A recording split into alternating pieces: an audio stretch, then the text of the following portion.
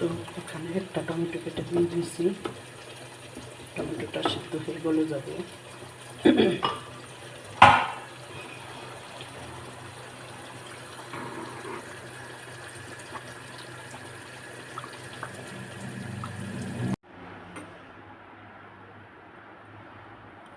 বিরিয়ানি রান্না করব। বিরিয়ানির জন্য নিয়ে নিয়েছি এখানে খাসির মাংস, দিয়ে দিব পেঁয়াজ বাটা,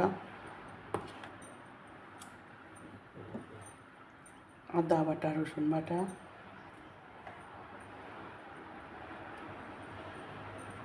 তারপর দিয়ে দিব হচ্ছে বাদামের গুঁড়ো। এটা আমি বাদাম গুঁড়ো করে রেখেছি, ডিপে রাখছি। দিয়ে দিব পেঁয়াজ কিছুটা,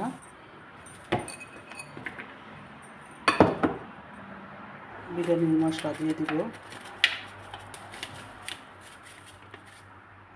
হাফ প্যাকেট, দিয়ে দিলাম লবণ, দিয়ে দিলাম অল্প একটু দিব মরিচ, অল্প একটু জিরা ধনিয়া। এখন তেল দিয়ে দিব, এখন মেরিনেট করে রেখে দিব। পেঁয়াজ বেরেস্তা পরে দিব আবার, সেজন্য এখন দিলাম না।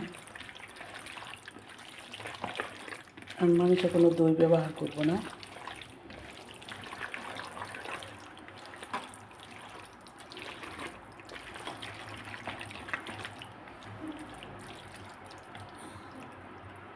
এভাবে রেখে দিব 30 মিনিটের মতো, তারপরে রান্না শুরু করব। আসছে 30 মিনিট পরে। তো শেষে দিয়ে দিব একটু বেরেস্তা করে, একটু তেল সবাই দিয়ে দিব। রান্না শেষ। আমার রান্নাটা কেমন লাগলো সবাই একটু কমেন্ট করে জানাবেন। আমার রান্না যদি ভালো লাগে সবাই একটু লাইক কমেন্ট শেয়ার করবেন। সবাইকে অসংখ্য ধন্যবাদ আমার রান্না দেখার জন্য।